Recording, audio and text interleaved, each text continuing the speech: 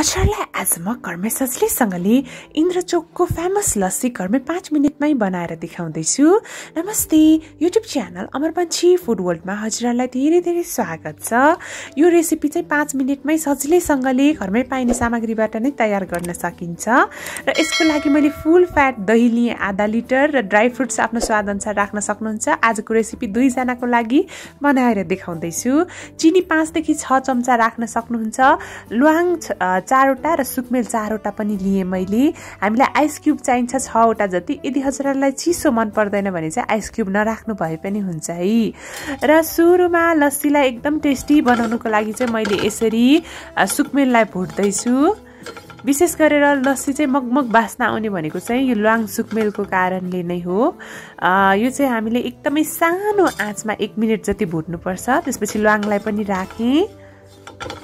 यसरी गरम मसलाहरूलाई भुट्दाखेरि यसको एकदमै राम्रो एरोमा चाहिँ हाम्रो लस्सीमा पर्छ र एकदमै मिठो बास्ना पनि आउँछ। र यतिको भइसकेको छ, हेर्नुस् है त। यसलाई हल्का सेलाउन दिनु होला। र अब भने म मजाले लस्सी बनाउँदैछु। सुरुमा यो भर्खर भुटेको ल्वाङ सुकमेललाई राख्दैछु मैले। त्यसपछि चिनी राखेँ। अब भने मैले दही राख्दैछु आधा लिटर। र त्यसपछि चाहिँ यसमा हजुरहरूले आइस क्यूब पनि राख्न सक्नुहुन्छ। मैले चाहिँ 2 ग्लासको लागि 6 टुक्रा जति आइस क्यूब राखेँ। हजुरहरूलाई चिसो मन पर्छ भने अलि धेरै नै राख्नु भए पनि हुन्छ। मजाले ब्लेन्ड गर्नुपर्छ त्यसपछि यसलाई।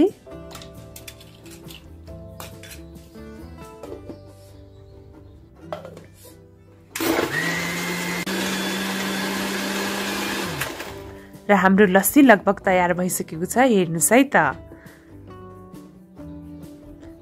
गर्मी याममा चाहिँ विशेष गरेर लस्सी खानुको मजा नै छुट्टै हुन्छ। ड्राई फ्रुट्समा चाहिँ हजुरहरूले काजु, पिस्ता, आलमन्डहरू जे राख्नु भए पनि हुन्छ। आफ्नो घरमा जे उपलब्ध छ त्यही नै राख्नुहोला। किसमिसहरू सानो सानो पिस गरेर यसरी मैले माथिबाट राखिदिएँ। हजुरहरूलाई ड्राई फ्रुट्स मन पर्दैन भने चाहिँ नराख्नु भए पनि हुन्छ है। र यसरी मजाले घरमै लस्सी तयार भइसकेको छ।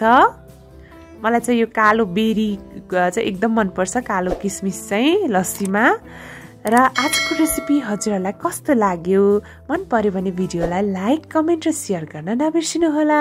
साथै मेरो च्यानल अमर पंछी फूड वर्ल्डलाई सब्सक्राइब गरिदिनु होला। र हजुरहरूलाई कुनै पनि रेसिपी मैले चाहिँ बनाएको हेर्न चाहनुहुन्छ भने तल कमेन्ट सेक्सनमा कमेन्ट पनि गरिदिनु होला है। Thank you so much for watching. Have a nice day. Bye by.